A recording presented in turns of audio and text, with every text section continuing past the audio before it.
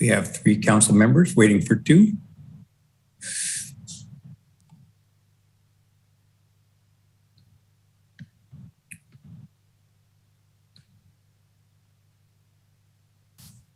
Yes. All right. Good evening, everyone. We have reached the hour of 6 o'clock on Tuesday, October 5th, and this is the regular meeting of the Woodland City Council. We'll now have the call to order. First of all, let me mention that this meeting is being conducted in tandem with the laws of the state of California issued by the governor and recently enacted by the legislature, allowing us to meet electronically and virtually, and we are in various places, but we welcome public input. If you download our agenda or go to the website, www.cityofwoodland.org, and go under agendas and meetings, you'll find the meeting agenda for this council, and it'll have information on how to connect with us should you wish to call in with a comment or email a comment or phone in a comment. So again, we welcome public participation. With that, Madam Clerk, please call the roll. Thank you. Mayor Pro Tem Vega. Present. Councilmember Fernandez. Present. Councilmember Garcia Cadena. Present. Councilmember Landsberg. Present. Mayor Stallard. Present. Thank you. Thank you. All right. I should first mention that we've just returned from closed session from which there was no reportable action. We will now have the Pledge of Allegiance, and I'd like to invite our Fire Marshal, Emily Walling, to lead us in the pledge. Emily, are you there? I am here. Well, let's stand. I pledge allegiance to the flag of the United States of America and to the republic for which it stands, one nation, under God, indivisible, with liberty and justice for all. I like that 7th inning shout out there, Emily.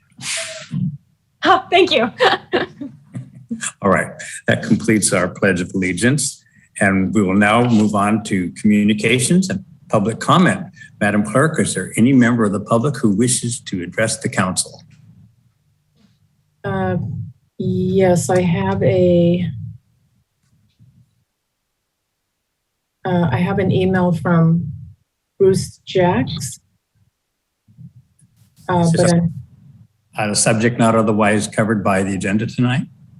Right. Artificial intelligence versus good old common sense. Okay. Are you able to read his email?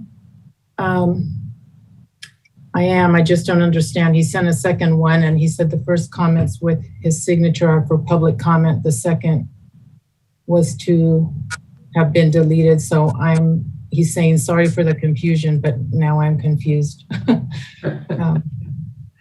Well, do you want to sort that out perhaps, and we'll come back to that comment a little later? Yeah, yes, please. Yes. Yeah, we'll take Mr. Jackson's public comment shortly in another part. And we'll move on to communications from council, staff, and requests. And could we please have the panel of council members shown rather than this agenda screen, please?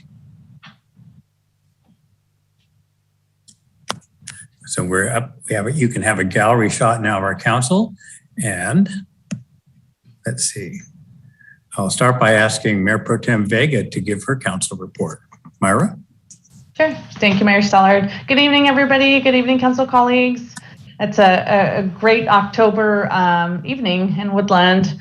I've just, in addition to my council responsibilities, I had the opportunity to attend last Friday, and also participate in the Hispanic Heritage Celebration where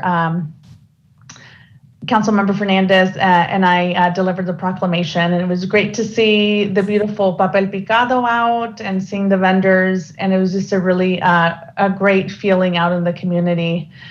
So I hope that we're able to do this annually to celebrate the Hispanic culture and the folks who belong to it and appreciate it in Woodland. So that'll be all, Mayor Stallard. Thank you. Thank you, Mayor Pro Tem Vega. Council Member Rich Landsberg. Rich? Thank you, Mr. Mayor. I'd like to take this time to recognize Linda Hennigan and her entire crew for the innovation and all the work that went into this year's dinner off Main Street. As you know, we weren't able to have dinner on Main Street this year, but Linda and her crew came up with an innovative idea to have dinner at our garden next to City Hall. This last one on last Sunday, I had the pleasure of attending with some of my colleagues, and it was the most tasty event I've ever been to. Like many of those who attended, this dinner was as good as you would find at any Michelin-rated restaurant. We're not kidding. It was pretty darn good. Linda and her crew and the restaurants who participated this year have done an amazing job considering the logistics of putting this event on in such an unusual year. I also look forward to hearing from our water experts. I see Tim Bush is waiting to speak tonight. I think people need to know the dire water needs that we have this year, considering the drought that we're in. Yesterday, Mr. Mayor, I heard from my friends and family in Southern California where they enjoyed a pretty good downpour. I sadly had to report that here in Northern California, we still had very dry weather, so dry that birds had to build their nests out of barbed wire, so dry that my duck learned how to swim, and so dry that the Sacramento River was only running twice a week. That's how dry it's been, Mr. Mayor. Thank you, that's all I have. All right. Some good lies there, Rich. All right, well, let's move on over to Council Member Tanya Garcia Cadena. Tanya. Thank you, Mr. Mayor. I want to start by congratulating Pioneer High School's varsity football team. Last Friday night, the Patriots played the Woodland Wolves, their crosstown rivals. Both teams went in undefeated, and it was a really good game, a nail biter, and the Patriots did end up prevailing in the end. So congratulations to the Patriots, even though I am a Wolf. I had the pleasure of participating in the Chamber of Commerce Business Walk. And this was my first time doing that. It was really interesting to get to go out and talk with some of the business owners and see where their concerns are. And not surprising, I assumed that homelessness was going to be something that was really top of their list. And while it's on the list, really finding staff is on the top of the list. Everyone we talk to is struggling to hire enough staff. So that was an interesting find. And let's see, I think I'll leave it at that. Thank you. Thank you, Tanya. Council Member Vicky Fernandez. Thank you, Mayor Stallard. Thank you again. I just want to congratulate my colleague Tanya Garcia Cadena on this last weekend. They had this stroll through history, and I know that she was very involved in that. So from what I've heard, it was a lovely event. So thank you for your hard work, Tanya, on that, and all your volunteers. So thank you. Also want to mention my colleague, Mayor Pro Tem Vega, who joined us for the First Friday on First Street, and Mayor Stallard surprised us also with his attendance. So thank you for the kind words to the students from Brown Issues. I want to commend them for their vision and their leadership in creating the event on First Friday. And thank you to our manager, Ken Hyatt, and staff who helped with the papel picado that was on First Street, and to some of the business owners on First Street who were very patient and willing to have First Street closed down. So appreciate that. Christy Hayes at Mojo's for allowing us to connect our power source to her building. And so again, it was a collaborative effort. And again, I also hopeful that we will continue that next year. It was a nice collaborative effort. I just want to mention that we're having the Redistricting Advisory Committee meeting for the public on October 12th at 6 o'clock. So if you are interested in learning about the process and giving your input, please make sure to attend. Also, this is Mental Health Awareness Week. I know with COVID, it's been even more prevalent issue for our community. I had the opportunity to attend and collaborate with Communicare on a mental health presentation for a group called CREO, which is mental health weekly sessions that are provided in Spanish for our community. So I was able to share our proclamation the city had presented. So I was able to present that with Gloria Rodriguez, who is a retired teacher also. And we were able to talk about the history of the Hispanic Heritage Month, and also share some of the ideas and activities that are going on in the city and resources that are available to our community in Spanish. So thank you for the opportunity to have access to that information in Spanish. Was able to link and share some of those activities on the website, the tapestry that the 150th celebration had, was able to let them know that we want to hear their story about how they came to Woodland. So again, thank you for your work on that, Rich and Tanya, and all your volunteers. So thank you. And lastly, just want to mention that we're planning another event with Brown Issues with our city staff. Thank you again, Ken, for organizing and helping with that. We're having a movie on Main Street on October 16th, kind of to end Hispanic Heritage Month, a day after, and also to commemorate our 150th anniversary. There's an activity for families, COVID-friendly guidelines, making sure we're wearing masks and viewing McFarland USA at our event, and having a keynote speaker, a character from the movie, a real life person from McFarland's cross country team. Tomas Valles will be giving a presentation to our community. So it'll start October 16th, and he'll be speaking after the movie. So hope you'll be able to join us and attend with your chairs and masks, and stop by one of our local businesses and pick up dinner before the event. We'll start out at 6 and hopefully start the movie by 6:30ish, and he'll be speaking later. So please, again, thank you for working with Brown Issues and collaborating on this event also. So thank you, Mayor Stallard, and that's it for me. Thank you, Councilmember Fernandez. For myself, just a few things. We have 3 resolutions tonight that will be adopted shortly and read by members of the council. We are acknowledging fire safety, breast cancer awareness, and appreciation for those who go the extra mile. I want to again thank Councilmember Fernandez and Mayor Pro Tem Vega for presenting the Hispanic Month commemoration resolution. And it was a delight for me to be able to crash the party and express my gratitude for the celebration of culture that the evening represented. I also want to remind you all that I was your designated delegate to Cal Cities, the recent convention. There were 3 resolutions presented.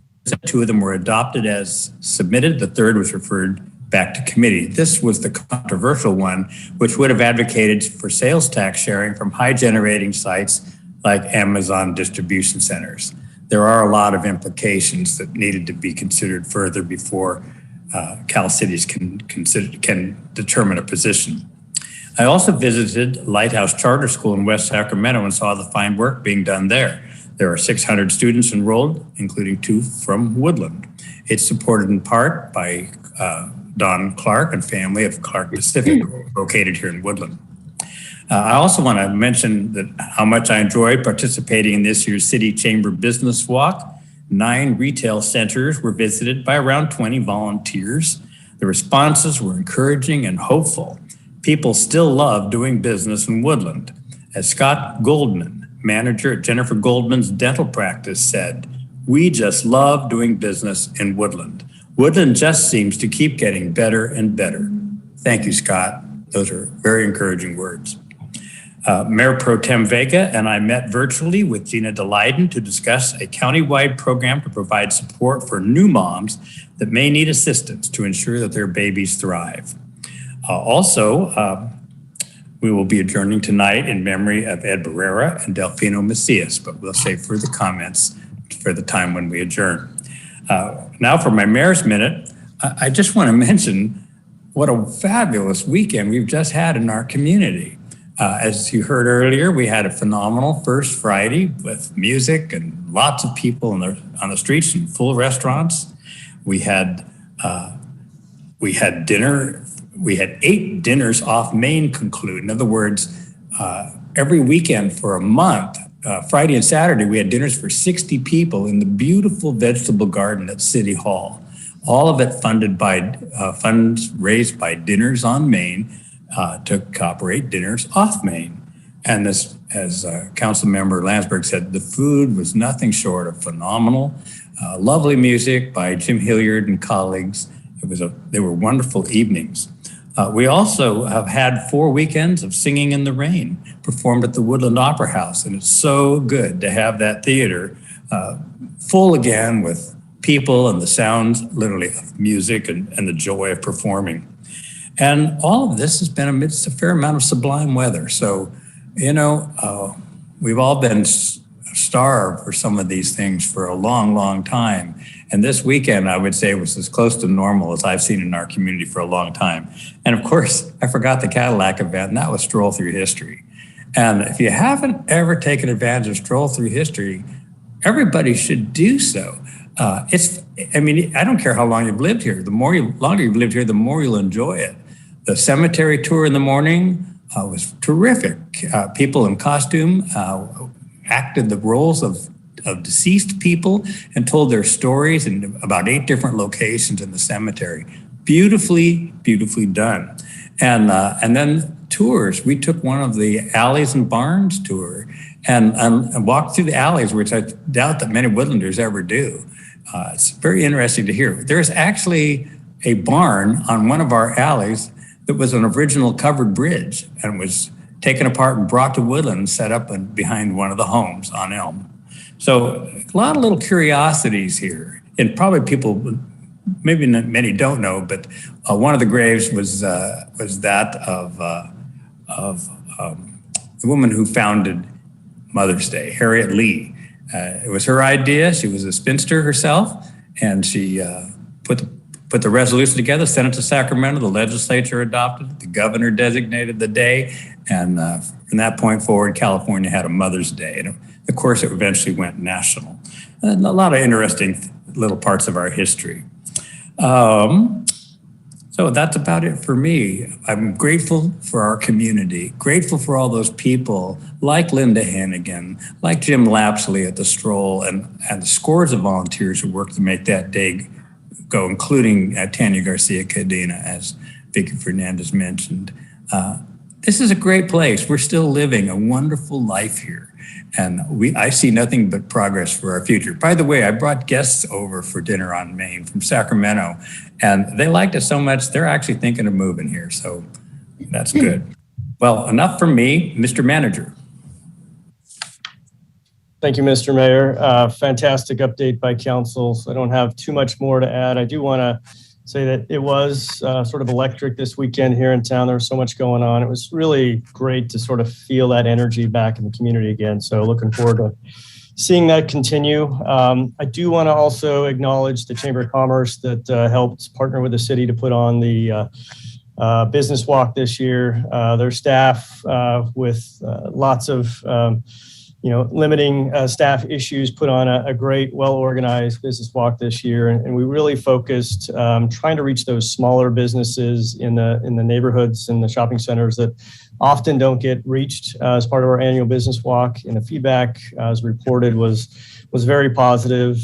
Surprisingly, again, that the homeless issues, the things we typically hear, did not rise to the surface. But generally, everybody was positive, and this issue around access to labor and getting people to apply for positions was a very constant theme. So we will be working with the chamber around those issues and doing what we can to help put on employment fairs and whatnot in partnership with the county, as well as we get back into a full economic momentum. So real quick, I do want to touch on a couple key items coming up on future council agendas. On October 19th, just want to call attention, we will be presenting to the council the updated Spring Lake Parks master plans, which we've been working with the neighborhood to receive feedback over the summer. So we finalized a recommendation on how those master plans will be updated. So we will be presenting those to the council and the community for approval before moving forward with the construction documents. And then SB 1383 implementation is an item that was in the packet for long range. With the state's relief that's been provided, we're going to be deferring that to November. So we're going to have a little bit more time with our county partners and the food bank to make sure that we really have a well thought out SB 1383 implementation program. So that's going to be moving to November. Also on the 2nd of November, we'll be working with a subcommittee of the council around the American Rescue Plan funding. So we'll provide the full council with a framework for our spending plan for the American Rescue Plan funding that the city's received, and then take that feedback and move forward with implementation and allocation of those dollars that we've been committed. We will also be reporting to the council the quarterly budget update. So this is a normal update that we provide to the council at the end of October, early November. That provides a roll up of last year, how our final numbers concluded with the last year budget and how we're trending this year. So with that, I'll conclude my remarks and give it back to you, Mr. Mayor. Thank you, Mr. Hyatt. And I do apologize. I didn't even mention the fact that there were 5 remarkable homes open on Stroll Day also for those who bought tickets. It was quite lovely to see these remarkable homes and the care that has been given to them. Okay, coming back to our agenda, we are now prepared to move on to presentations. And I'd like council to know that our utilities engineer, Tim Bush, gave a recent presentation to the Chamber of Commerce Water Committee. And it seemed like it would be useful to have that presentation, perhaps briefer, but shared here tonight. So he's here now to tell us about the water situation in our city. Tim? Good evening. I will share my screen real quickly. And I apologize. Did you have anything by way of introduction you wanted to say? Yes. I'll do a quick introduction. Good evening, Mayor. Good evening, Council. I'm Tim Bush. I'm the Principal Utilities Engineer for the city, and I am also the General Manager of the Woodland Davis Clean Water Agency. Tonight, to keep things short, I will primarily speak on behalf of the city and not so much the agency. The picture in the background that everyone should be able to see is the Woodland Davis Clean Water Agency intake. That is on the Sacramento River immediately north of I-5. Just to give everybody a quick sense of the scale of this structure, horizontally along the river, the screen that's touching the water is 220 feet long and it's 40 feet tall, both above and below the water line. So it's actually a pretty large structure that you can pretty clearly see crossing I-5. As I think pretty much everybody knows, California is in a very dry year. This probably will be considered a drought of record, or at least very, very close to the drought of record. The screen that I'm showing right now is the status of the large reservoirs in Northern California as of yesterday morning. Shasta and Oroville are both at 22 and 23% of capacity right now. Trinity is a bit better at 29%, but basically all of the large Northern California reservoirs are at or below historically low levels. So that's basically the water supply situation in Sacramento River, that the curtailments that we have been under since April 29th of this year are likely to continue until we get into a real rainy season and the reservoirs actually start to recover a bit. These are about the lowest levels that we've ever seen, actually, in Northern California. Fortunately, over the past 8 years or so, Woodland has spent a large effort to diversify its water supply. I think, as a lot of people know, prior to 2016, Woodland was 100% supplied by groundwater. Beginning June of 2016, we switched our primary water supply to the Sacramento River through Woodland Davis Clean Water Agency. In most normal and wet years, that provides 100% of the city's water supply.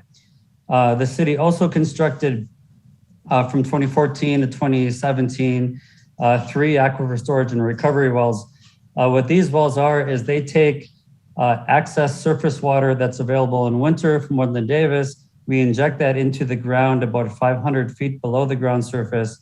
We then use that water in summer months when there's less water available from the Sacramento River and Woodland demand is higher. We use that as supply. So we have the ability to store in winter months around 4 million gallons every day. And in summer months, this can provide 8 million gallons of supply, roughly half of our daily summer demand. The reason why we constructed these wells and have been using them is that they provide surface water level of water quality. Basically, the water that comes out of these ASR wells is the same water quality as the Sacramento River supply itself. We also constructed 3 blending wells. We tied in existing wells to the surface water pipeline system. What we're doing with those wells actually is these are native groundwater wells. Instead of, if we needed additional supply over what the agency can supply and what the ASR wells can supply, we needed more water yet.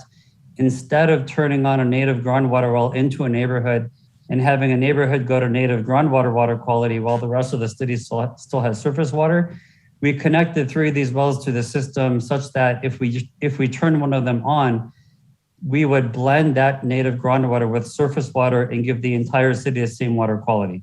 So everyone gets equal water quality rather than some get great water quality and some get not so great water quality. And we do also maintain a network of the original native groundwater wells that we have. These are the 3rd tier backup. We have not used these wells since 2016. We have no intention of ever actually using them as supply. However, they do remain as a backup in case we have a serious problem with any of the 3 tiers of water supply that we do actually use. So overall, Woodland has done very well in this very severe drought this year, mainly because we have diversified our water supply over the years. Real quick, looking at how the difference a year makes. So this graph shows water supply by month through the calendar year of 2020. So across the bottom are the months. On the left-hand side, each line is 100 million gallons of water use. The blue on the graph shows water supplied by the Woodland Davis Clean Water Agency. The orange is water that was injected into the aquifer storage and recovery wells. So January through May last year, the city was 100% supplied by the agency with water, and we also injected close to 100 million gallons every month into the aquifer storage and recovery wells. The curtailment, that's a normal summer curtailment, took effect right around June 1 last year. So beginning June 1 through the end of October, it was 85 to 90% water supplied by the Woodland Davis Clean Water Agency, and then the other 10 to 15% was supplied by the aquifer storage and recovery wells, essentially keeping the city at 100% surface water supply through October. November and December typically would look more like January through May. But last year being a very dry winter, it did not rain until the end of December last year. We ended up having to cut back water supply from Woodland Davis to the cities. And then the city of Woodland relied very heavily, almost half of our supply was supplied by the aquifer storage and recovery wells. So we're very fortunate we had them. We had great water supply all the way through last year. This year, this is the actual data through September of this year. We just got September data yesterday.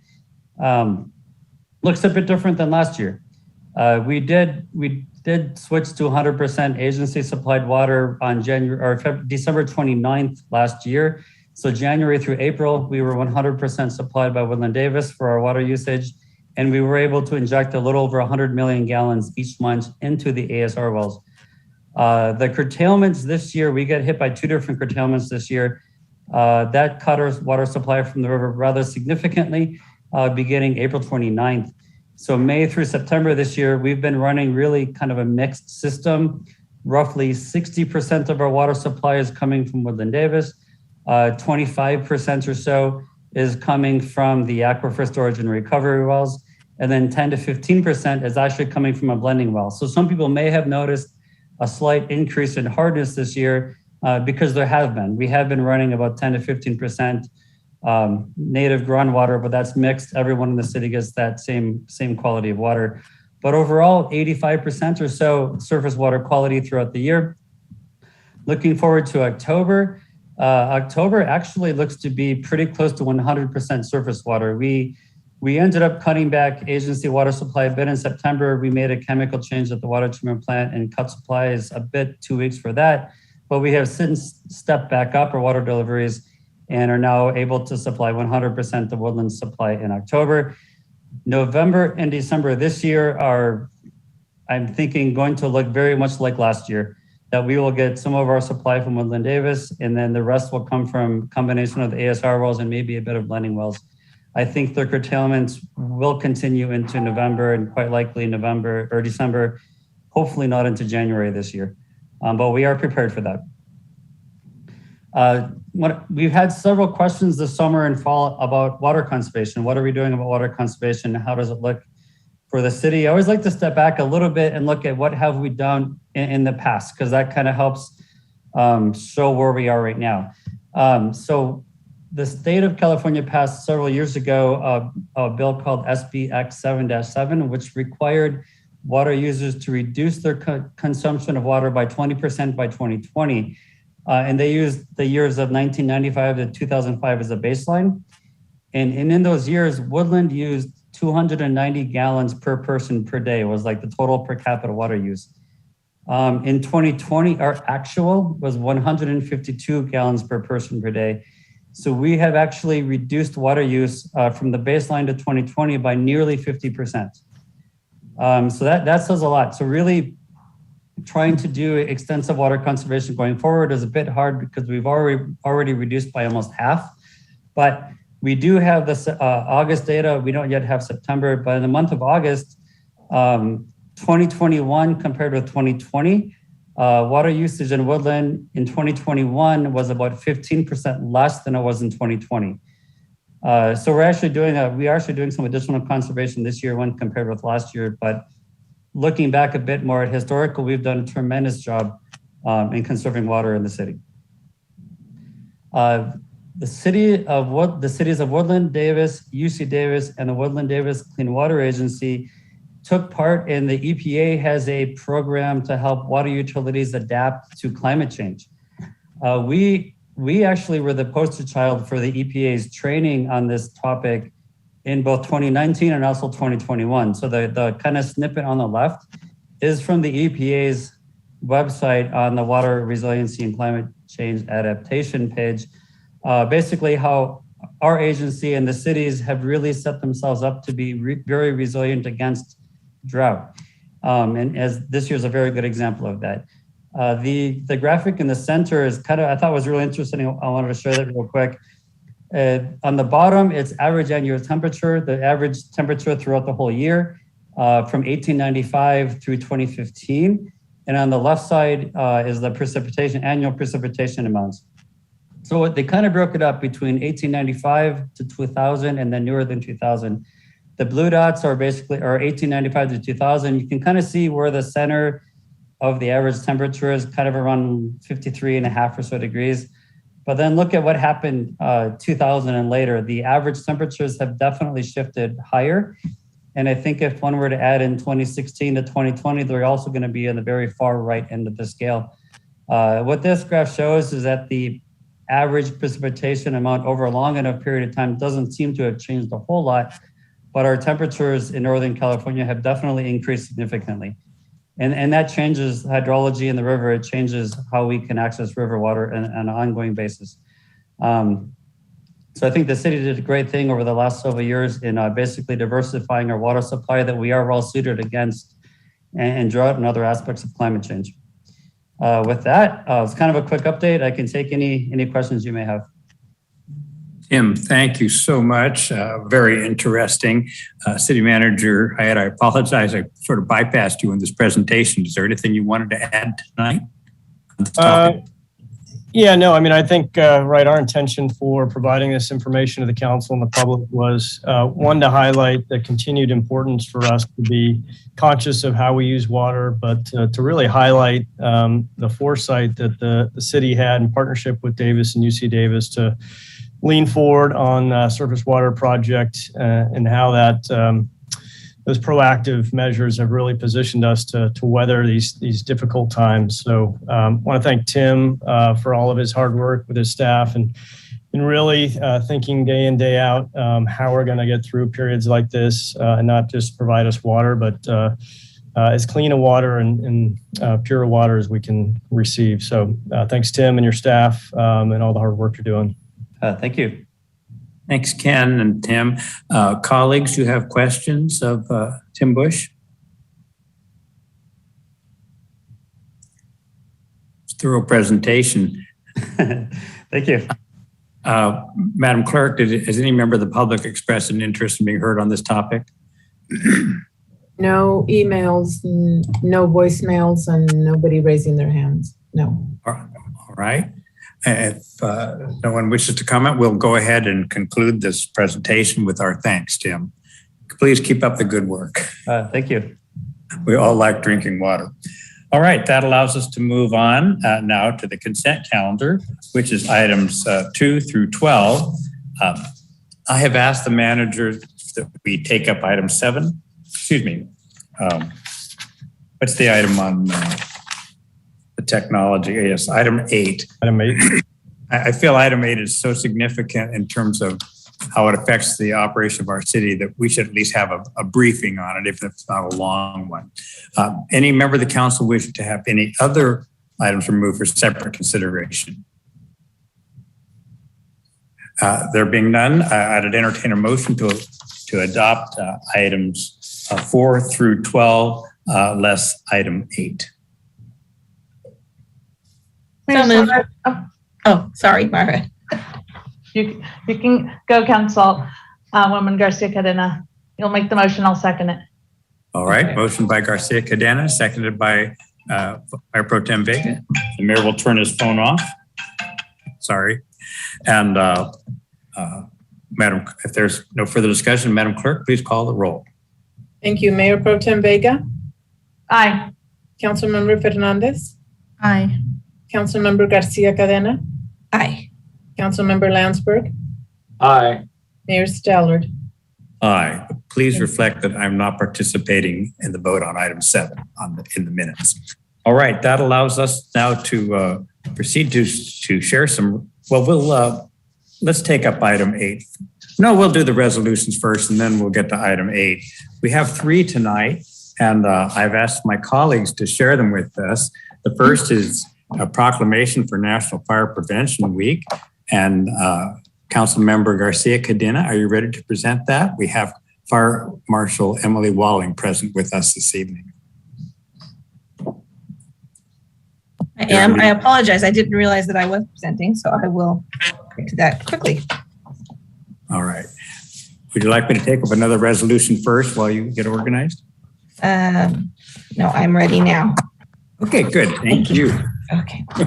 Okay. Whereas the fire department celebrates the annual Fire Prevention Week in Woodland during October to ensure the safety and security of all those residing in and visiting our community. And whereas U.S. fire departments responded to 339,500 home fires, causing 2,770 civilian deaths in 2019, according to the National Fire Protection Association. And whereas fire alarms sense smoke well before you can, alerting you to danger in the event of fire, in which you may have as little as 2 minutes to escape safely. And whereas the 2021 Fire Prevention Week theme, Learn the Sounds of Fire Safety, effectively serves to remind us it is important to learn the different sounds of smoke and carbon monoxide alarms. Whereas working smoke alarms cut the risk of dying in reported home fires in half. And whereas Woodland residents are responsive to public education measures,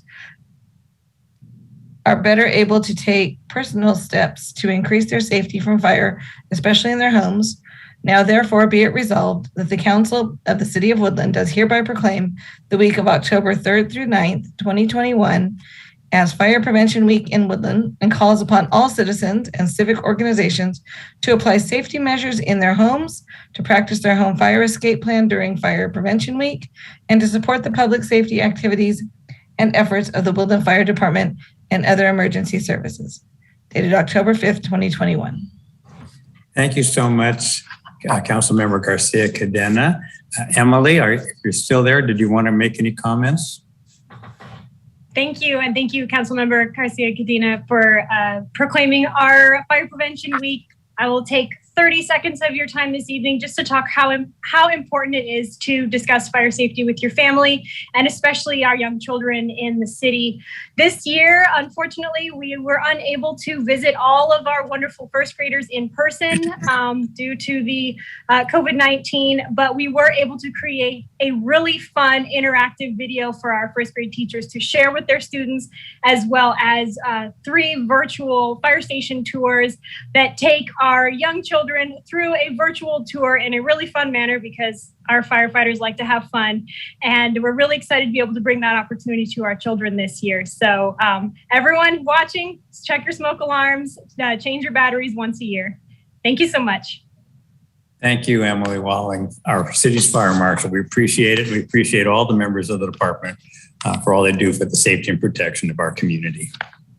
All right, that allows us to move on to the next resolution, which is proclaiming October 2021 as Breast Cancer Awareness Month. And Mayor Pro Tem Myra Vega is going to present this. And I believe we have someone also present today to receive that resolution, do we not? Yes, we do. Welcome, Ms. Berry. Thank you, Mayor Stallard. Yes, we have Gail Berry and Joni Rubin here with Thriving Pink to accept the proclamation. So the City of Woodland proclamation recognizing October as National Breast Cancer Awareness Month and acknowledging the local efforts of Thriving Pink. Whereas breast cancer is one of the most prevalent types of cancer in women, approximately 1 in 8 women in Woodland and Yolo County will be diagnosed with breast cancer this year, with Yolo County at the 7th highest age-adjusted rate of breast cancer incidence in California. Whereas during National Breast Cancer Awareness Month, we renew our commitment to fighting this disease, raising awareness, and supporting those affected by breast cancer. And whereas Thriving Pink was established in 2016 as a local 501c3 nonprofit organization whose mission is helping those in Yolo County impacted by breast cancer to thrive by providing a compassionate network of support and resources in partnership with the community. And whereas Thriving Pink volunteers represent breast cancer survivors, community members, business owners, and health professionals who come together to make a difference in the lives of those in our community that are affected by this disease. And whereas the Granting Pink program through Thriving Pink help those with breast cancer diagnosis by providing individual financial grants for immediate and essential needs with a total of 166 in grants awarded thus far.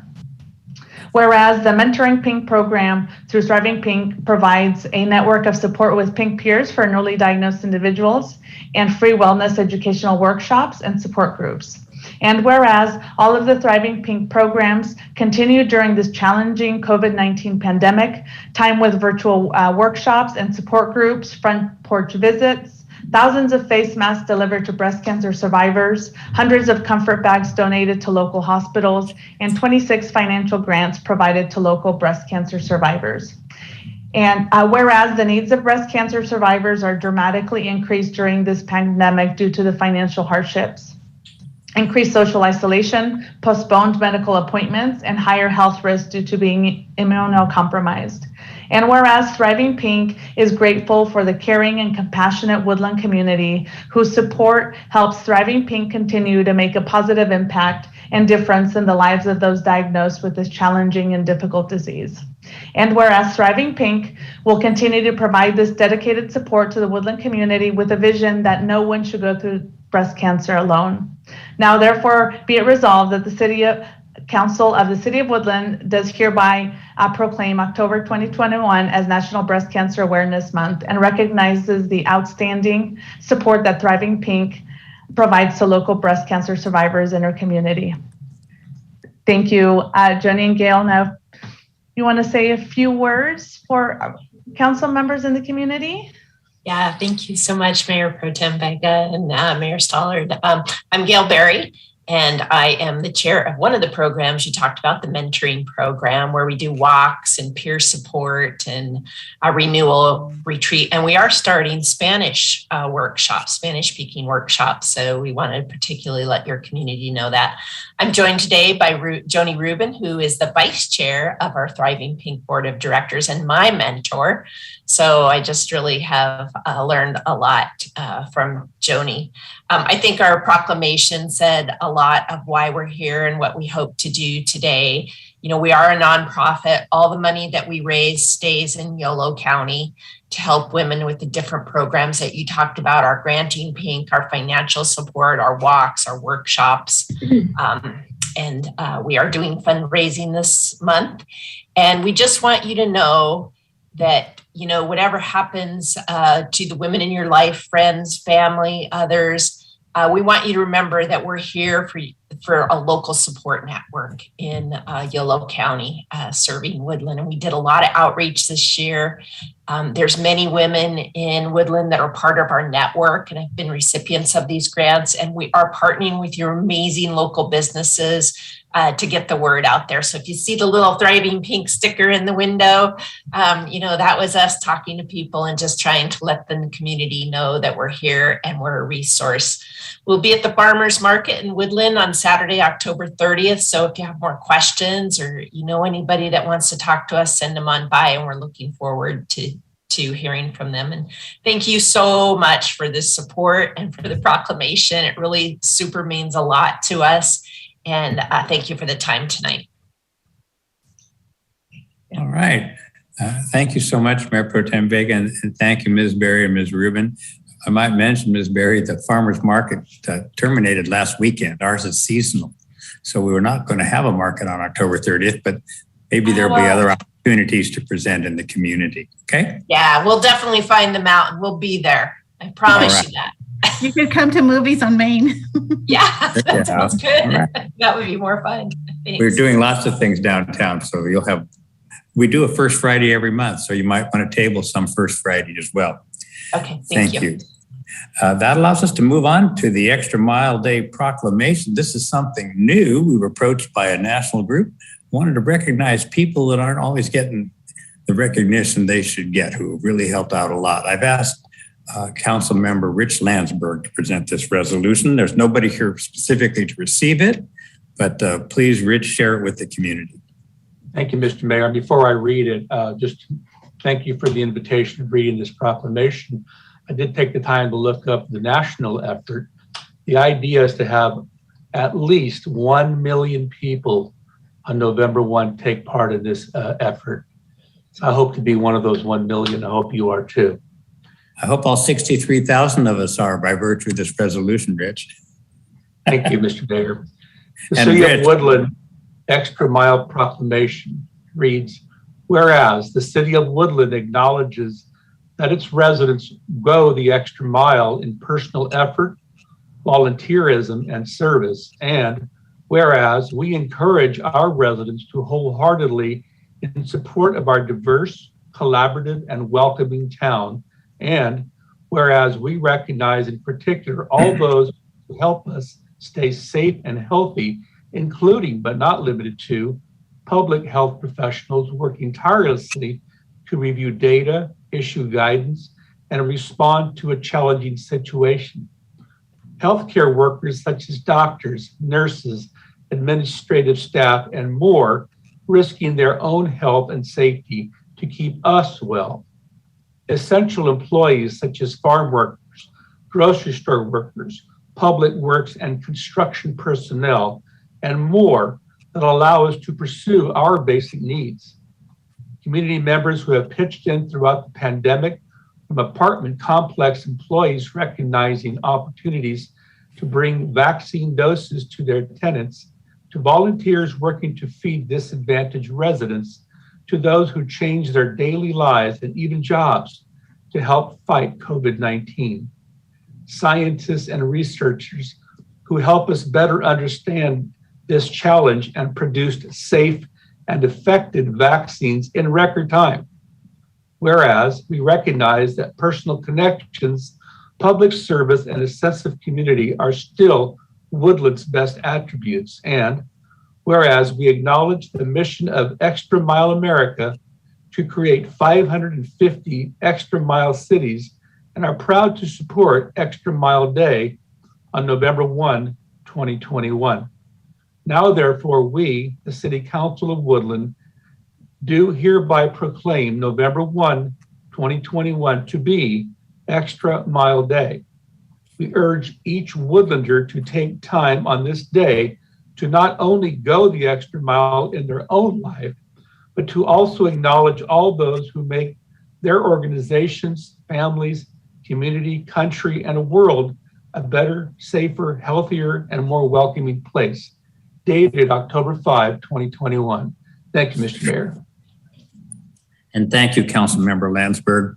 I just would like to share with the community, I asked Councilmember Landsberg to read that resolution because his wife is a simply wonderful nurse. And he's had to see firsthand what she's had to go through in the last several months, being with people suffering from COVID in very serious condition. And it's time we once again said thank you to her, to all those people in the healthcare professions and the others as enumerated in the resolution. I think it's a good thing we did it. I want to thank Spencer Bowen who helped put it together for us. All right, that concludes the presentation of resolutions, and we will now move on to item 8, which was on the consent calendar. I came on the council in 2011. At the time, we were putting in place a brand new system called Tyler Eden, and everybody was having fits at the time. I just remember everybody was talking about what a stressful time it was to implement this new software. Well, here we are 11 years later, and apparently it's gone its course and it's time to renew it. So I felt it was important that we at least get a little briefing on what our staff is going to be going through and how we have to give them extra love for probably 2 years as this transition goes forth. Mr. Manager, did you want to introduce it further? Yeah, thank you, Mr. Mayor. I'm going to ask Kimberly McKinney to walk you through a little bit more of the specifics around the Tyler Eden transition that we're going to be heading into, but a little bit of context. So the city relies on a software management system to help manage our finance and land management databases, which are critical for us to be able to perform essential functions for the city, but also to the public themselves. As the mayor indicated, it's been over 10 years since we adopted the system that we have. That transition was challenging, but we worked through it and have continued to adapt that system over time as technology has changed. But we've gotten to the point where not only does a vendor itself not support the system that we invested in, but technology has advanced so much that it's time for us to actually take that next leap and invest in new technology that will allow us to provide a new system that will offer efficiencies for staff and better services for the public. So Kim, would you mind walking the council through a little bit more about what a finance and land management system is and what we're looking forward to over the next 2 years through this transition? Sure. So the financial side of the system, we kind of break it up. We say finance and land management. Finance side, we do our budgeting, financial reporting. We pay our vendors and our employees. We track capital projects. We do utility billing to the customers of the city. All of that happens in the financial portion of the software. So very important functions for the city. And land management, when we say that, refers to primarily business licensing, permitting, code enforcement, and planning efforts. Tyler Technologies, which is actually the company that we use right now, the product we use called Eden is being phased out and no longer substantially supported by Tyler. And they did notify us a couple of years ago that that was the plan and that we would need to have a plan moving forward to move to something different. And so we did an RFP process. We saw some demos from a number of vendors, and we've already been working on this project for coming up on a year already, just to pick a vendor. Part of that included identifying needs that we have for the softwares moving forward and improvements that we were looking for in a lot of ways to help efficiency as we continue to try to do more with less, and also to be caught up with technology that helps both staff and also our citizens. So we've selected Tyler Technologies. They have a Munis component, which is financial, and a InterGov component, which is all the land management side. So it's a significant investment, and we did make a significant investment not too long ago. It feels like it just happened, and I'm a little bit in disbelief. I have to do it again. But what duty pay, Kim? What's that? You get hazardous duty pay. Yeah. We would say in the Navy. And so what that involves, what a system implementation involves, is basically looking at all of the processes that we do now and transitioning that over to a new system. And to the extent that we need to make adjustments in how we do business, we want to, make our process fit the system instead of trying to work around what technology is available just to stay where we might be comfortable. So there is some business process review component and changes included. There's transferring all the data over to the new software. There's a significant training component and reconciliation process that goes through. So staff are being asked to, continue their daily jobs as well as basically do work in two systems at the same time and train in a new system along the way. So it will be a very staff-intensive effort. It will be a challenge. We have very high hopes for this product. We feel good about the demonstrations that we had, about all of the reference checks that we've done. And Tyler Technologies has been a great company for us to work with. We've had good experience with them in the past. So we feel very positive moving forward. What we've asked for tonight is authorization to enter into a contract with Tyler Technologies for the implementation and the first year of maintenance for that system. And the two of those together total just over $1.7 million. We expect this system to last, like most ERP systems, I think in the staff report, typically last 10 to 15 years, depending again on how updated the product is kept by the parent company. So Munis in particular and InterGov are used in a lot of other agencies throughout the country. So we feel also positive that Tyler will continue to invest in this product and keep it updated along the way. And we are expecting and have included in the budget hiring some limited term staff in IT to help with that. It's a significant drain on technology resources for the city, but we do want them to be involved. It's been incredibly helpful to have staff members who's still here, who was involved last time, and we rely very heavily on them to help staff with daily work and troubleshooting. So it is a significant drain on their resources. We have a temporary or limited term staffing position already approved for that, and we do have some funding set aside for other departments to have temporary help come in to just try to keep up with daily work while the implementation is going.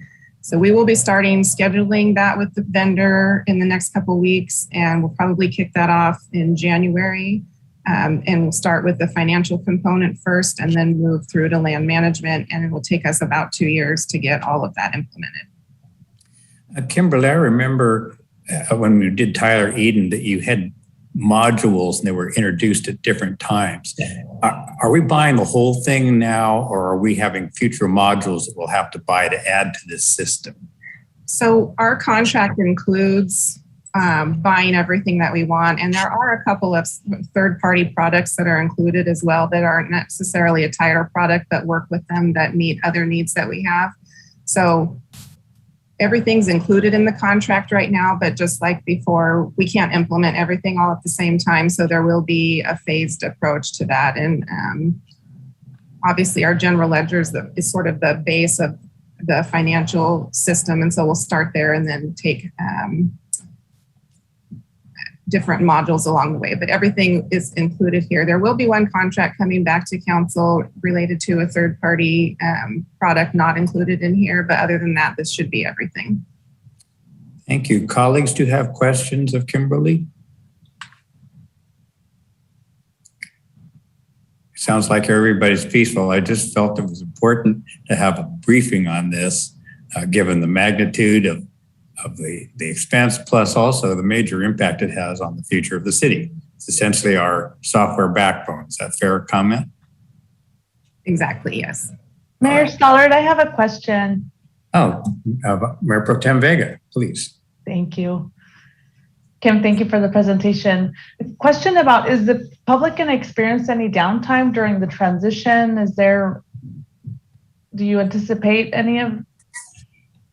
There might be, I don't know about downtime, but there will be some transitions. The ones that would, I think, be most visible to the public would be potentially utility billing, and then more on the land management side of it. But we certainly will make every effort to communicate what's happening and what the impacts might be related to that. Okay, and what about, does our citizen reporter get impacted by this transition at all? So the citizen reporter is outside of our software right now, so it should not be impacted. And we're always looking for ways to integrate, but that shouldn't change anything along the way. Okay. Well, thank you. Good luck. Thanks. Additional questions for Kimberly? Mr. Mayor, I have a question. Okay, Councilmember Landsberg, and then Councilmember Garcia Cadena. Rich? Are these kind of programs that these hackers go after cities and major corporations and hospitals? And is this something that's going to be protected from those knuckleheads? Yes. So included in our contract is a component related to security, and specifically related to that, there will be some backups that Tyler Technologies does for us to help us in the event that we have any security related issues here. And maybe, I don't know if Scott might be able to expand upon that a little bit. Yeah, I'd be happy to. So they come after everything, to be honest. So they will attempt to come after this as well. But yes, we do have safeguards in place that if something does happen, that we can maintain to continue our current level of service. All right. Thank you. Scott Solomon's our Director of IT here at the City of Woodland. Good to see you, Scott. He's the brain in the room. And let me see. Tanya, did you have a question? Tanya Garcia Cadena? I do. Thank you, Mr. Mayor. Kimberly, I realize it's going to be quite a bit of work getting this up and going, but once it's actually fully implemented, will it provide some type of relief for staff as well? Will there be, will this help ease their work burden? It should, yes, it should help in a number of areas. I would say particularly in the permitting side of the house and the land management, streamlining some of the processes that they do right now, which were a little bit harder to automate in the previous system. So it should make our lives easier once we make it through the process, yes. Okay, thank you, good luck. Thanks. Any further comments or questions, Council? Right? Good luck, Kim, and your staff. Yeah. I expect it's going to be a tough year. It's never easy making this massive a transition. So let's all be real nice to Kim, Scott, and all the good people that are going to implement this, okay? Madam Clerk, I neglected to ask for public comment on the consent calendar. Was there any comment on that, including item 8? I do have 6 voicemail messages related to Thriving Pink. All right. Well, we need to hear them. Better play them. Thank you. Thank you. Jay will go ahead and play them. Hi, this is Guillermina Campos Perez calling to thank you for this recognition of Thriving Pink. Not only am I a board member of Thriving Pink, but also a breast cancer survivor and a resident of Woodland. This means so much to me because Thriving Pink has been instrumental in my journey and continues to be. Thank you for your support. Hi, this is Mary Yin Liu. My middle name is Y-I-N, last name L-I-U. I'm Executive Director on behalf of our local nonprofit, Thriving Pink. I want to sincerely thank the Woodland City Council.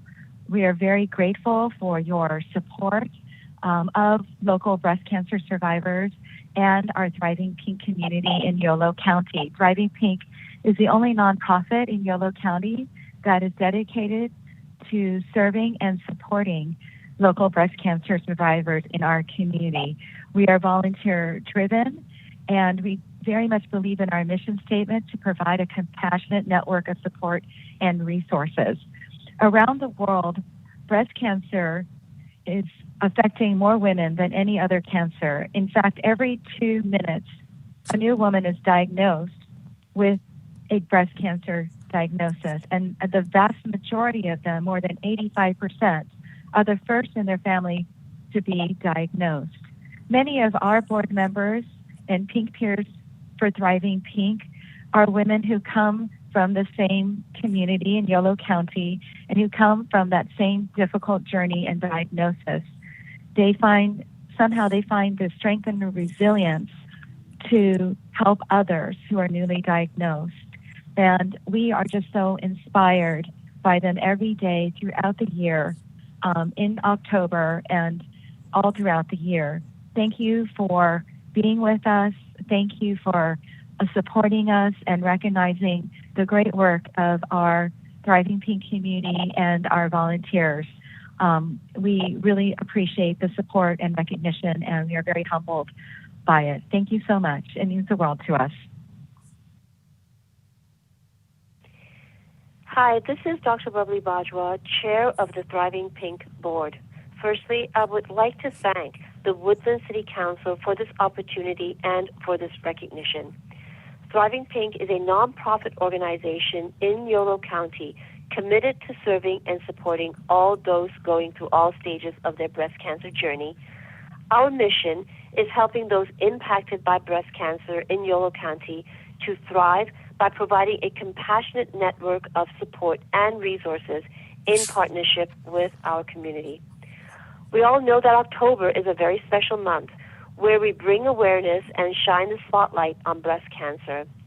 All the volunteers and board members of Thriving Pink are working very hard throughout Yolo County to bring this awareness to everyone through outreach programs, farmer market events, as well as online social media campaigns.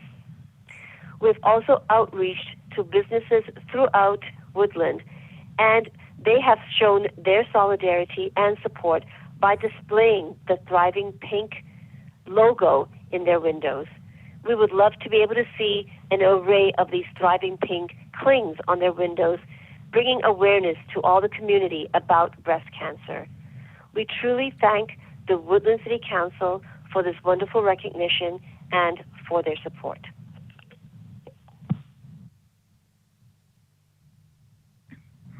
Hello, I'm Holly Rodriguez, and I am a Thriving Pink volunteer board member. I would like to thank the Woodland City Council for this amazing recognition of Thriving Pink for Breast Cancer Awareness Month. Thriving Pink is a vital and important nonprofit organization that provides free programs and services for the breast cancer community for all of Yolo County, such as financial grants, mentoring, and educational workshops. Until there is a cure, we will continue to work together to make a difference in the lives of those that are fighting the disease. Thank you again for this amazing recognition. Hi, my name is Alicia Silva, and I'm a Thriving Pink board member. And I wanted to thank the Woodland City Council for your recognition. As a breast cancer surgeon and a longtime resident of Yolo County, I am very grateful for your support and efforts to improve breast cancer awareness for our community. Again, thank you very much. That concludes. Hello, my name is Andrea Mayer, and I am calling regarding the proclaiming October as Breast Cancer Awareness Month. I am a supporter and board member of Thriving Pink and a breast cancer survivor. And I really appreciate the Woodland City Council for this proclamation and recognition of Thriving Pink.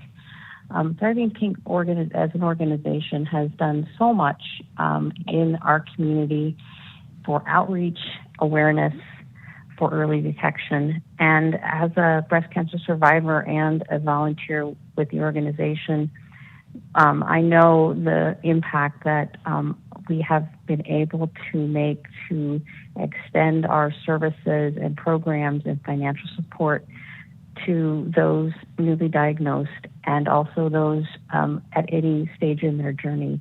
and the peer support and mentorship and wellness programs resonate with so many of these people throughout our community. And we appreciate the support of the City of Woodland in helping to recognize and proclaim the awareness during October, but also during the entire year, because we are committed to continuing to fight this disease.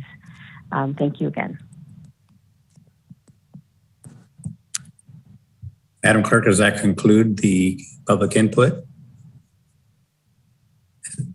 You're muted, but is that all the comments on any item on the consent calendar, including item 8, which we just discussed? Yes. All right, I'm going to come back to you in a minute for Mr. Jackson's email, but first I think we better get a motion to make sure we approve the new Tyler software. Motion by Member Fernandez. Thank you. Motion by Fernandez. Seconded by Mayor Pro Tem Vega. Second by the Mayor Pro Tem, Amira Vega. Is there further discussion? Being none, Madam Clerk, please call the roll for item 8. Thank you. Mayor Pro Tem Vega. Aye. Councilmember Fernandez. Aye. Councilmember Garcia Cadena. Aye. Councilmember Landsberg. Aye. Mayor Stallard. Aye.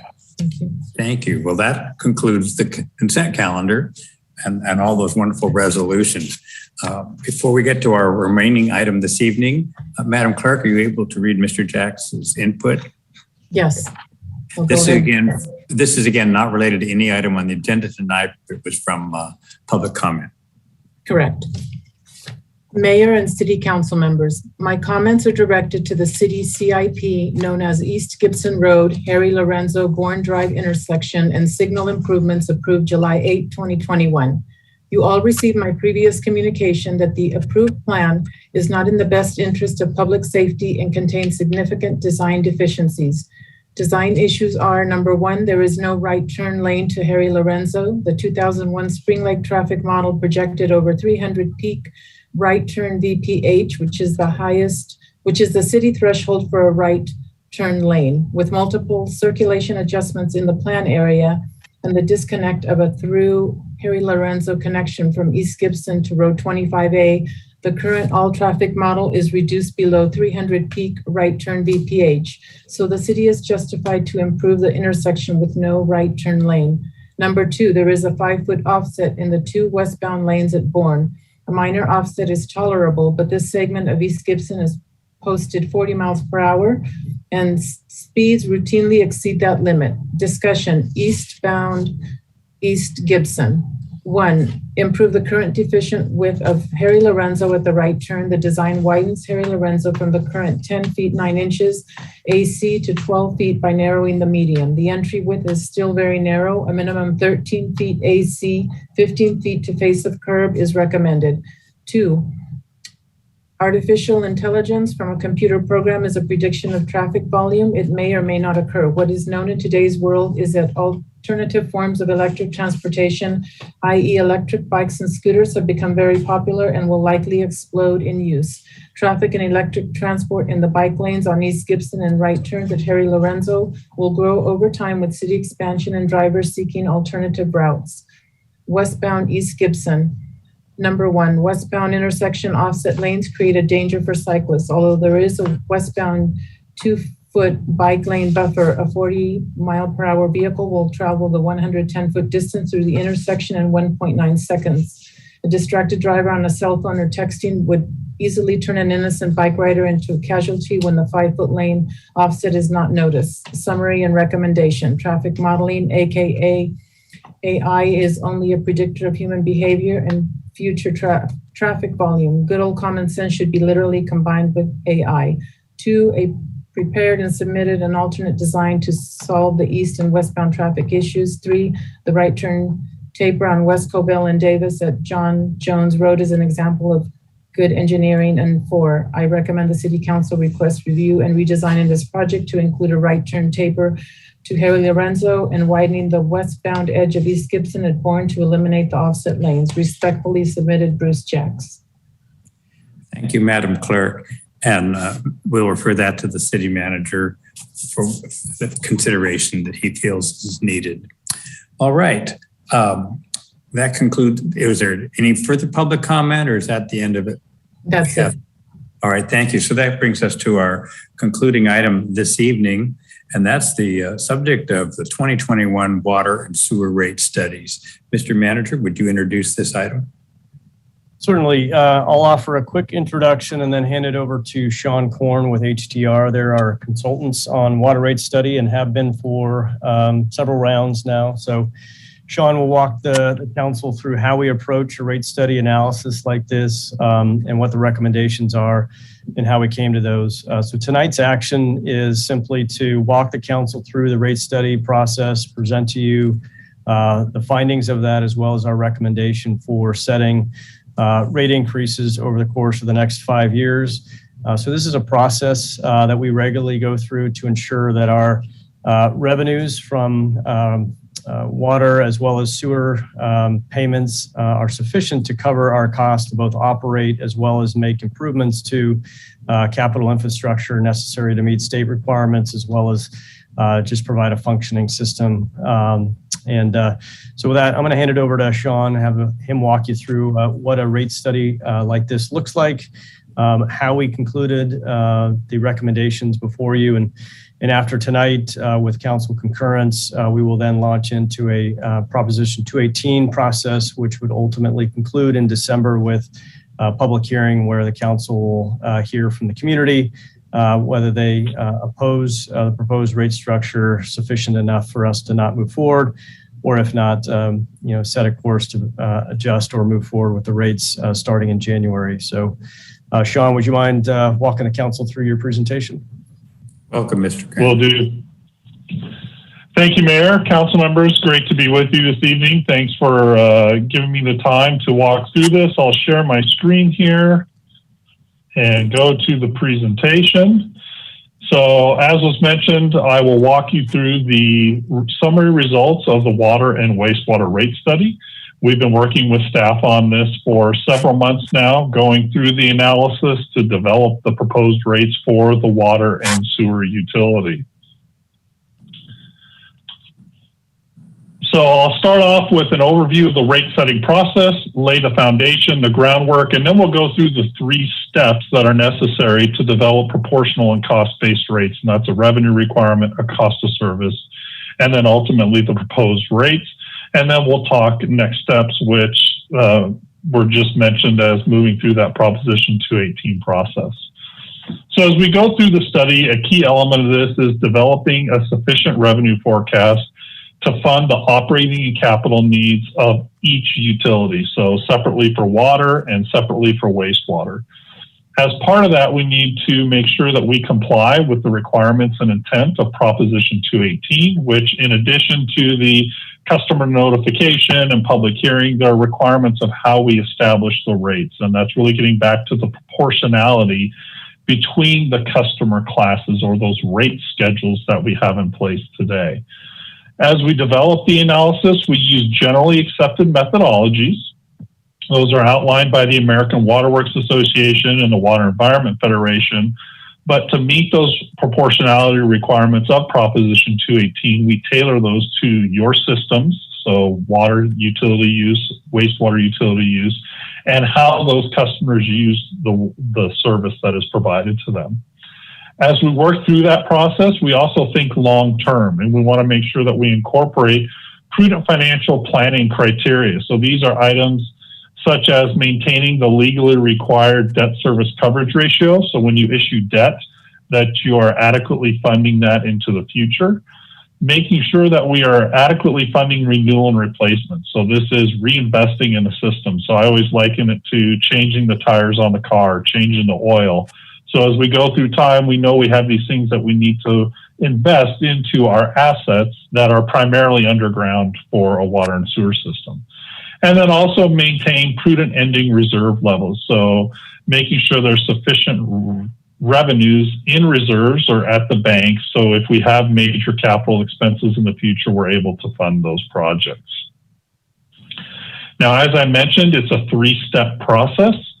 The revenue requirement determines our overall revenue needs for each utility, and that's based on both the operating and the capital component. So when we think of the operating expenses, these are what you need to invest to provide the staff, the materials, supplies, chemicals that are necessary to provide water and sewer service. On the capital side, it's really looking at how we fund capital on an ongoing basis through rates, that renewal and replacement funding, as well as any existing or future debt service that is needed to fund those major capital improvement projects. Once we know the overall revenue requirement, then to meet those requirements of Proposition 218 and to result in proportional and cost-based rates, then we go through a cost of service analysis. And that really looks at the cost of providing service to those different rate schedules based on how those customers use the system. So when we think about how a residential customer uses the system, from an average day to peak day on water as an example, it's different than how a commercial customer may use water. And the same example holds true on the wastewater side from a strength of wastewater. That drives how we develop the overall proportionality between customers. Once we know the overall level of revenues and how we proportionally distribute those costs and the cost of service, then we design rates based on those results. So I'll walk through each of these analyses as we go through this. We'll start out with the revenue requirement. And as we talked about, that really reflects the overall funding needs of the operating utilities on an ongoing basis. And we don't just look at 1 year. We actually look out over a 10-year period. Our focus is on the next 5 years from a rate setting perspective, but we want to make sure there's nothing out in those out years that need to be funded that we need to adjust rates for today. As enterprise funds, each of these utilities is analyzed on a standalone basis. And what that means is there's no transfer of other funds from other city funds, and the revenues from water or the revenues from sewer need to support the costs related to water and sewer. And again, those are separate silos from a revenue and expense standpoint. As we talk about the process, we use generally accepted methodologies. We use what's known as the cash basis, and that really is just following your budget approach very nicely, where we compare those revenues to the expenses on each year. We started out with our current revenues based on the rates that are in place today and the current customer characteristics. So those customer characteristics are the number of meters for water, number of accounts for wastewater, the amount of water consumed, and the amount of wastewater volume generated. Our operating expenses are based on the 2021 and 2022 fiscal year budget, and then we project that out over this 10-year period. As a note, there are some additional staffing and cost needs included in the 22 budget for both utilities, as well as a backflow program on the water utility side that has been included as part of this process. On the capital funding side, we're looking at how we adequately fund those renewals and replacement needs. So as part of this, which coincides with some of the prior studies we've done, is we have slowly and incrementally been increasing that level of annual capital reinvestment. So that's starting to reflect the needs on an ongoing basis for both the water and wastewater system. So from a capital perspective, I mentioned we start with the current capital plan, and we project that out based on the timing and cost of those capital projects. So this is the summary of the water capital improvement plan. We start out with fiscal year 22 out through 26, the rate setting period that we're reviewing. The dark bars are on the bottom or out in 24, 25, and 26 reflect the rate funded capital level. What we're trying to do here is incrementally adjust our rate funded capital on an ongoing basis to meet those long-term ongoing needs into the future. The blue bars in 22 and 23 on the top of those two columns reflect the use of reserves to pay for capital improvement projects. And so we're balancing this. There's no new debt being issued. We're funding all of the capital in this 5-year window through ongoing rate revenues or through existing reserves. There's a similar analysis done for the wastewater capital plan. Again, the darker bars on the bottom are in the out years are rate funded capital level. So you can see we're running about $5.5 million. That equals those ongoing capital needs that we're funding through rates. The peaks we're using in 22 and 23, we're using existing reserves to fund those projects to balance out our overall funding needs for the capital plan. So once we build in our overall costs, we can develop the revenue requirement summary. This is the summary for the water utility. We have different colors here, and we have each of the years. So that first layer of the bar in each year, the light blue, that is your annual O&M expense for the water utility. The red bar is that annual renewal and replacement, so ties back to the bottom part of the chart on the prior slides. The green bar is existing debt service. Again, we're not issuing any new debt. And the horizontal line, dashed line, that is our current revenues. So to get that horizontal line to the top of each of those bars, that would result in the annual revenue adjustments down at the bottom of this chart. So 3% per year for each of these 5 years is what is being recommended. Those, if adopted by the City Council through this process, would be effective January 1 of each year. So basically the second half of each fiscal year would have an adjustment to rates starting in January that would carry forward. On the wastewater side, same approach. We have our total O&M, which is our light blue. Our red bar component is our rate funded capital, and our green is our existing debt service. And again, what you can see on the wastewater side is our revenue line, the horizontal dashed line, is much closer to the top of each of those total cost categories.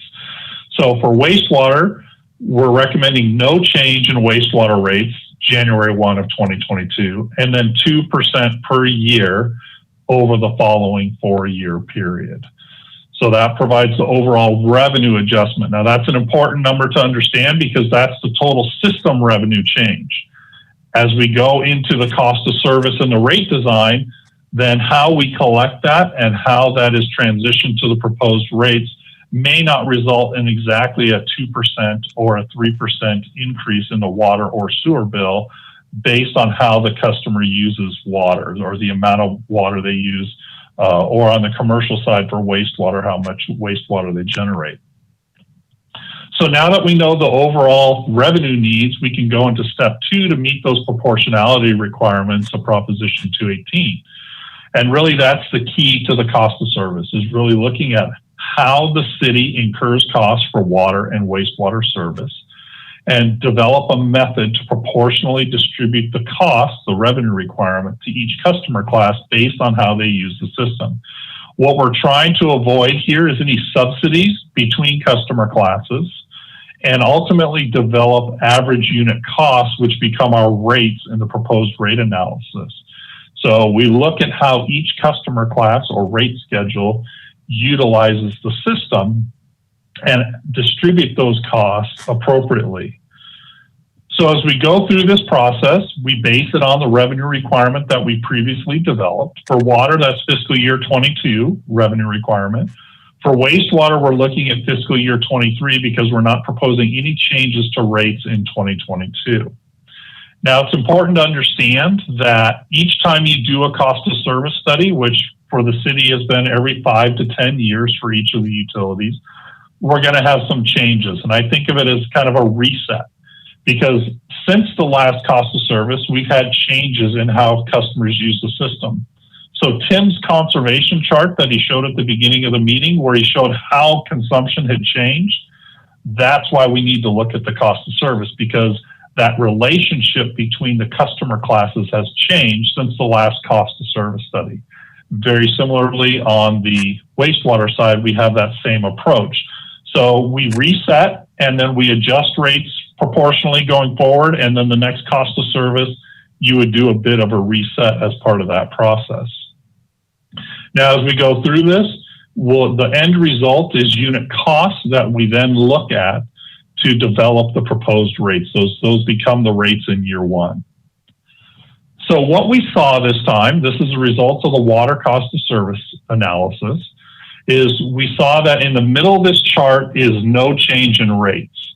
So we're looking at a 3% overall, a 1.5% total revenue change because it's implemented halfway through the year. And you can see that residential and non-residential are very close to that 3%, right? Residential is actually right at 3% overall change. Non-residential is at about 0.5%. But what we saw is on the landscape, so your irrigation customers, they have changed their characteristics, and specifically they have changed their peak use of the system, which drives a portion of the cost to serve them. So this is saying that to meet Prop 218, we need to adjust the rates, increase the rates slightly for residential and non-residential, and decrease the rates for our landscape customers. Now, again, this is going to vary from individual customer to customer, depending on how much water they use. And we'll talk about that a little bit more in the rate design. Similar results on the wastewater side. What you can see here, again, we're looking at 2% change overall in 2023 for the wastewater system. And what you see here is our schools and our single family are right about that 2% level. Our non-residential actually look like they need a reduction. And again, this is a change since the last wastewater cost of service study. There's been some changes in how those customers impact the system. And on multifamily, this is your triplexes, your multifamily homes, condos, not condos, your different customers. It showed they needed to increase. And that's really driven by the data that shows how they use the system. So how much wastewater they're generating as part of that. So now that we know the overall revenue needs on the system, and we know how that is being proportionally distributed, then we can develop the proposed rates. And that's really the process we go through, is we take a look at the results of both those analyses. We worked with city staff to discuss, what are those rate design goals and objectives? Are there any changes we want to implement as part of this process? And ultimately design rates to meet those revenue levels and reflect the cost of service so that they are cost-based and proportional. On the water side, we are not proposing any changes to the rate structure or how you charge your customers. The change is in the level or the actual rate that's being charged for the different components. For the fixed charge, it's the same for all customers. It does vary by meter size, and that's based on the capacity equivalencies of the meter. And so the larger meters you'll see here in a moment have a higher charge based on those capacity constraints they can place on the system. For the consumption charge, then that's based on residential's 3-tier structure. So the more you use, the more you pay, and that's key of the cost of service analysis, is to determine what those rates are for each of those tiers to show the difference in cost to provide that service. For all other customers, it's a uniform rate or the same rate for all consumption. So for the fixed charge or meter charge for the water customers, I have here in the blue box the present rate. So for a 2-inch or less, so that's a 3/4 or 1 inch, 1.5 inch, or 2 inch, it's currently $55.65. In the cost of service, what it showed is that fixed charge should come down slightly. So it's been reduced by about $1. And that 2-inch and less really encompasses all of your residential customers. So it's more of your non-residential that have those larger meter sizes that have those higher demands on the system. The increase in the out years, 23 through 26, is based on the overall 3% adjustment. Now, very similarly, on the consumption charge. So here's our residential consumption charge. It's a 3-tier system, 0 to 12 CCF, 13 to 36 CCF, and over 36. Those tier levels, or the amount of water, are based on that average use of your customers. So looking at how your customers use water we're looking at that, essentially that normal average use in 0 to 12, that up to that summertime peak in that second tier, 13 to 36, and then everything over that. And as part of the cost of service, we need to look at why are there differences in cost. So what you can see between the present rates and fiscal year 22 is that that initial tier went up a little, went up 6 cents. The second tier actually came down 7 cents. And then the third tier went up about 20 cents. And that's based on the costs associated with providing that level of service or that amount of water. If you remember on the landscape side, the bottom one here, then we saw a reduction in the cost of service. So their consumption charge has been reduced based on those unit costs from 586 to 529, and then a minor reduction in non-residential for $5.14. So just to give you an idea of what this kind of looks like, again, remember this is implemented halfway through the fiscal year. And so when we design the rate, we're designing around the revenue for the entire year. So for the first 6 months, which is part of what we're in right now, right? We're in this current fiscal year, then they're paying that slightly higher fixed charge, and then in some cases a little lower or a little higher consumption charge. For the initial part of next year, starting in January, that bill really doesn't change much. But overall, we're going to collect that same amount of revenue that we need to based on 6 months at the present rates and 6 months at the proposed rates. And if your head hurts around that discussion, believe me, I checked and double checked and triple checked to make sure the math worked, because intuitively, it doesn't necessarily make sense when you look at the timing, but from a consumption and customer standpoint, it calculates out mathematically. So on wastewater, we made a similar approach. Again, no changes to the rate structure. So for single family and multifamily, it's a flat rate. For our low, medium, and high, or our non-residential customers, there's a monthly fixed charge.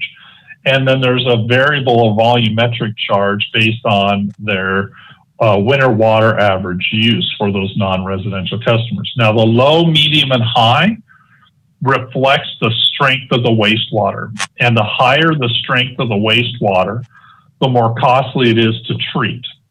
So it takes more time or more chemicals or more processes to clean that wastewater so it can be discharged. So I've gone through 3 years here inside the box, and that's because we're not proposing any changes to the rates in 2022 for wastewater. Our first change would be in 2023. So looking at the current rates, the January 1 of 22, no change, that second column of numbers. And then January 1 of 23 would be the first change in rates for wastewater. You can see single family goes up slightly. Our condos, apartments, mobile home, and triplexes, that is where that change came in the cost of service. Looking at their water consumption and their wastewater generation, that's where we saw a change in the characteristics since the last wastewater cost of service study. So there's been a $6 per unit increase there. Duplex are going up slightly from $50.35 to $51.44. For non-residential, the primary change came in the fixed charge. So you can see currently everybody's charged a flat monthly rate of $37.70. As we went through the cost of service, the key element here was coming back and defining those fixed costs for each customer class, and that's done through that cost of service process. And what that showed is that that low strength customer is at the same level as a single family home, as an example, from a strength perspective. So that fixed component is $10.36. So those low strength customers will see a decrease in their bill based on that. The medium strength worked out to be almost the same as what it is today, 5 cents cheaper. And then the high strength is slightly higher than that. So that's the monthly fixed component of their bill. On the volume charge, if you remember in the cost of service, it showed they should be reduced a little bit. And so we've reduced those volume charges based on the cost of service unit cost. So this provides that balancing and that proportionality that's required under Proposition 218. So just to give you an idea of what this looks like, and this is never an apples to apples comparison, but it gives you an idea of what other utilities in the area have for their rates right now. The bottom part of the chart is the sewer bill. The top part of the chart is the water bill. And so you can see going across the page how we compare to Davis, Sacramento, Stockton, Vacaville, Folsom, etc. Why I say it's not an apples to apples, that's primarily due to, some of these utilities have planned rate adjustments already adopted through a Proposition 218 process. So as an example, the city of Stockton and the city of Turlock both have 218 notices out for multiple years for both water and sewer. And others may be going through that process. Folsom, as an example, has some inflationary adjustments built in over the next couple of years as well. We also don't know where all of these folks sit from a capital funding perspective, right? Are they reinvesting in the system adequately? And that's been a goal in the prior rate studies, and our goal here to maintain that, to make sure that we're adequately reinvesting in the system so that you can continue to provide that high level of service. So as we move forward, as Mr. Hyatt noted, we're looking for acceptance of the proposed rate structures and then initiating that Proposition 218 process and set the public hearing date for December 7th, 2021. And then you would hold that public hearing on that date. And if there were no majority protests, then the council can adopt the rate study and approve the 5-year maximum rates as part of that. And as I mentioned, the rates would then, if adopted, would then be implemented January 1st of each year through January 2026. And with that, I will turn it back over to the mayor and council for any questions that you may have for us. Well, thank you, sir. That was a very comprehensive and relatively clear explanation of a subject that has no small amount of complication to it. Council, I think if it's no problem, I'd take public input at this point, if there is any, before we go to council discussion. Madam Clerk, has anyone requested permission to be heard on this issue? No. Let me see if anyone's raising their hand. No. All right. So it's now in the hands of the council to consider the action requested this morning by staff and by Mr. Kuhn. So please, are there questions of our speaker? I see Councilmember Fernandez has a question. Please proceed, Vicki. Oh, thank you for your presentation and the information you provided. I just have a quick question, maybe a couple. One is, could we have access to the city comparison rate chart that you showed at the end there available to us, or just maybe myself? And then, absolutely, I can send that to staff to send out as needed. Yeah, we paid for it, Vicki. Excuse me? We've paid for it. No, it's just tough to see with the screen, so just would like to see it up close. Thank you. And then my second question, or my second comment, is the fact that we did look at the comparison of our use, our consumption. And I know that in previous discussions with rate hikes in the city a few years back, there was a concern that we're requesting that residents reduce their consumption of water, and then they felt that they were being penalized by an increase in their rates. So could you maybe clarify or dispel that kind of information or misunderstanding that maybe we might have, that we're being asked to consume less, and yet now we're being asked to implement a rate increase based on maybe some lack of consumption of water, or decrease in consumption of water? Does that make sense? Yeah, absolutely. That's a really good point as we go through this. So what we're looking at here, and I'll start specifically with where we are today with this study, is we're looking at those costs that we're incurring today at our current consumption levels. And so, looking at Tim's chart, right, all of our consumptions come down especially since 2013, but even has come down some since the last cost of service study that was completed. And so that's one of the items that we worked the process through with staff. And we actually have a chart that we put together as we work through this, looking at what that profile looks like. So how much is used in January to June and back down into December. And for our projections for this, we tried to account for what we think may be happening in the future, right? As we knew we were going into this drought or continuing this drought, however we want to phrase it. And ultimately, we kept that consumption flat for our projections. So that's one way that we try to adapt the analysis and the rate projections, is to look at how much consumption we're projecting into the future. And we kept that flat.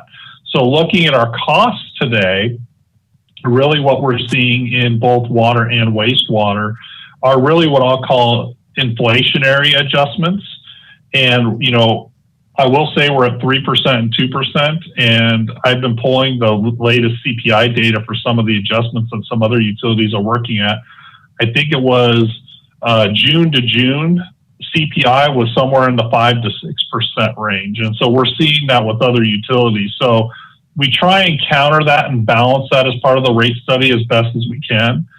Going backwards now to kind of the first part of your question, we were doing that, I think it was almost every year for a couple of years, and then every other year for a couple of years, where we were looking at what those consumption levels were. And they came in fairly close to what we had estimated, originally in the rate study. And so we're trying to maintain that level of consumption, or what we're seeing happening and think is going to happen in the future, so that we aren't, or you all really aren't, in that predicament where you have to raise rates because everybody cut back. It's part of that process.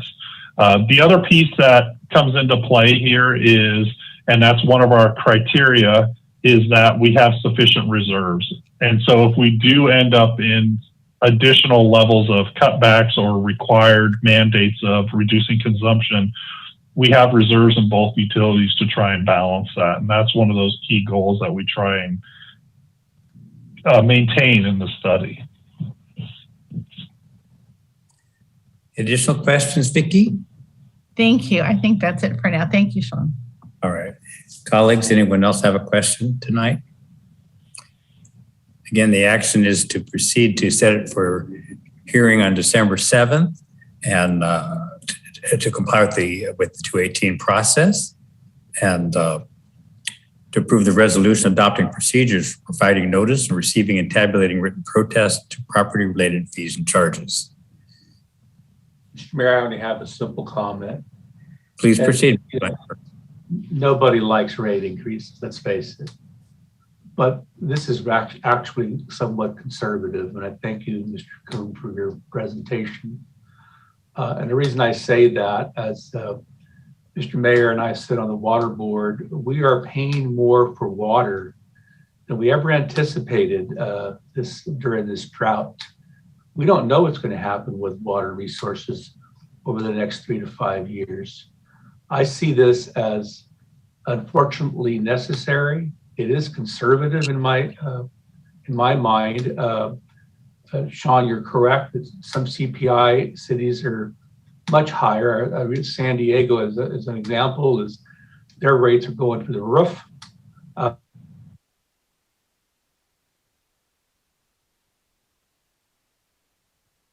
Ability to get water for our community. We have good water. We have good, safe, clean water. We have a good treatment plant that's Mr. Locke and his crew keep going. These are very essential services that must be paid for one way or another. I see this as conservative. I see this as a necessary step. I do believe that Prop 18 has a role, and we have to go through the process to see what our residents think of this recommendation. Thank you, Rich. Anyone else? All right, well, tonight is not the night for the public hearing. It's just to set the stage for a public hearing. If the council is ready to proceed with action, I would entertain a motion. Motion by Landsberg. Thank you. Seconded by Mayor Pro Tem Vega. Thank you. Motion by Landsberg, seconded by Mayor Pro Tem Vega. Is there further discussion before we proceed to a vote? Public comment? We already asked for it and there was none. Is there any subsequently? No public comment. All right. Well, and December 7th is that opportunity for additional response. Madam Clerk, please call the roll. Thank you. Mayor Pro Tem Vega. Aye. Councilmember Fernandez. Aye. Councilmember Garcia Cadena. Aye. Councilmember Landsberg. Aye. Mayor Stallard. Aye. Thank you, Madam Clerk, and thank you, Mr. Korn, and all of our staff for the work on this, and we'll move forward with the process. All right, before we conclude our meeting, we do have a couple memorial adjournments, as I mentioned at the outset of the meeting. First, we have Ed Barrera, a beloved wrestling coach, and Tanya, were you going to say a few words about Ed? Yes, thank you, Mr. Mayor. Ed Barrera, or Coach Ed, as he was known in our house, inspired and motivated generations of Woodland wrestlers. He instilled a discipline and motivated his wrestlers to work towards their goals. As parents, we'll be forever grateful for the influence that he had on our kids. Thank you, Tanya. And for Mr. Delfino Macias, I'd like to say a few words. Like so many of our pioneer Hispanic men and women in our community, he came to California as part of the Bracero program, worked in the fields, but he was always high aspirational, and he worked hard to lift the lot of his fellow Mexican immigrants. He was one of the co-founders of the Mexican-American Concilio of Yolo County, which has raised money and provided scholarships for our Hispanic youth over literally decades. He co-founded that with Rick Gonzalez, for whom we've named a park, as everyone knows. So he can be so proud of what he has accomplished in his years during Woodland.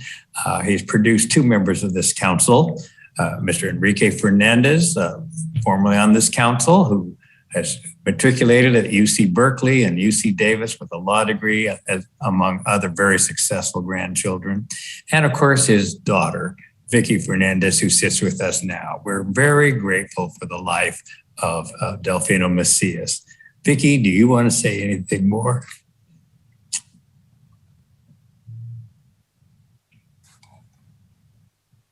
Well, thank you, Mayor Stallard.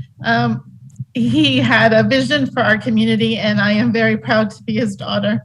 And I know that he is proud of our community and the diversity that it exemplifies, and the struggle that he endured while coming to this country. He was born in Brawley, California, and came in the 1940s to Woodland, and he saw many injustices within our community that he strived to change and to help improve. So I'm grateful for his vision and his dedication to our community. He left a legacy that I'm very proud of. He and my mother worked hard in this community as farm workers, as a truck driver. My mother worked at the cannery at the end, and they saw education as an opportunity for our community to excel. So I am grateful for the opportunity that they gave us. And I thank you for taking the moment to remember him.